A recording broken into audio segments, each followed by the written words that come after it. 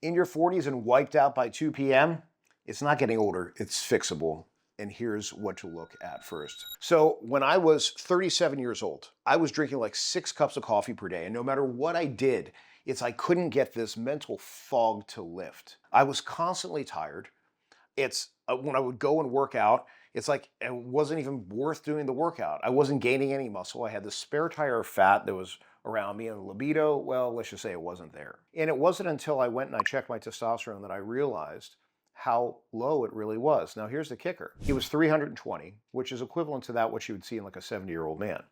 But the kicker to it is it didn't even show up red on the test. It didn't light up that it was problematic because it was still technically in range, just not in range for a 37-year-old guy. So once I got my testosterone optimal, which for me is around 950, that translates to a free testosterone of about 250. Once I fixed that, I realized how bad I had been feeling for so damn long. It wasn't then until I realized better mental clarity.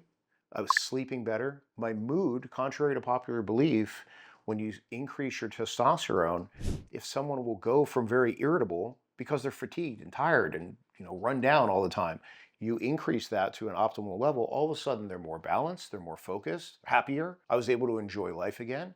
I was able to actually hit the gains that I wanted in the gym. Life was so much better. So I'm bringing you this message now, whether you're a man or a woman, just as a wake-up call to realize that if you're particularly fatigued, it very well may be your hormones that are the issue. And it's a simple blood test that you can do that will reveal that. So I don't want you to suffer like I did. I suffered for years that way, and it was absolute hell. I don't want you to have to go through that as well. Now let's talk about that if you're a woman. So women, they enter into menopause, average age about 52. Here's a fun fact for you ladies. If you ask your mom how old she was when she entered menopause, there's a 90% chance that you will be the exact same age. So you can almost time it. Symptoms of menopause that I hear from women is that they start feeling drained, they start feeling fatigue, maybe some weight gain, irritability, flying off the handle, very quickly. If you consider these changes, it's almost like if you think back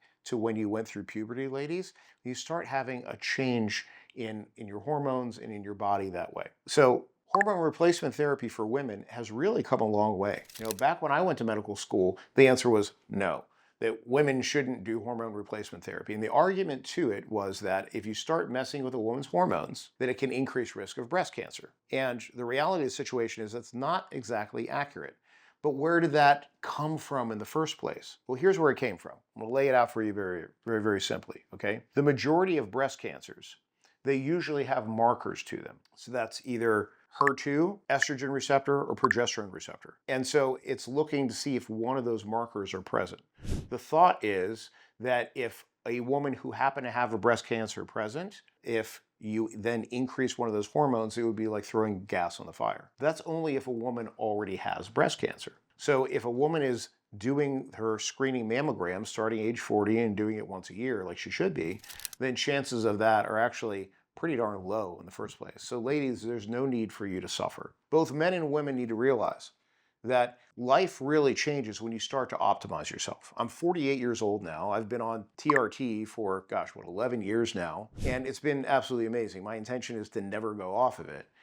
And I want you to consider that the whole point of optimizing in the first place is so that you can actually really look at your life. Now, I know this may sound a little bit weird. Like, wait a minute, we came into this wanting to talk about like hormones and optimization and things like that and battling fatigue. How are we getting to have like a life discussion? Well, here's why. Ask yourself, why do you want to feel amazing? Ask yourself, why do you eat a certain way or go hit the gym or want to? And the reality of the situation is that you're here for a reason.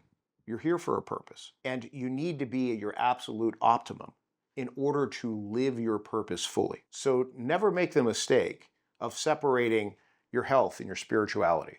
Never make the mistake of separating your health and your reason for being here in this world in the first place. The two are cemented together because your health is the foundation of absolutely everything. And if you want to actually accomplish a well-lived life, then I encourage you, focus on your health first, because that's the foundation of it all. If this information resonates with you, which I hope it does, number one, hit like and add a follow. And the second thing is, If you go over to my Instagram, David Boyd MD, you'll see a tab there.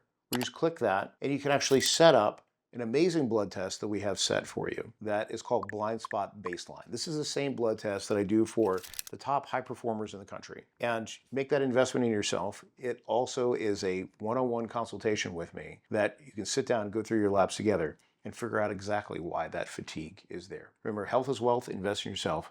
I'm Dr. Boyd.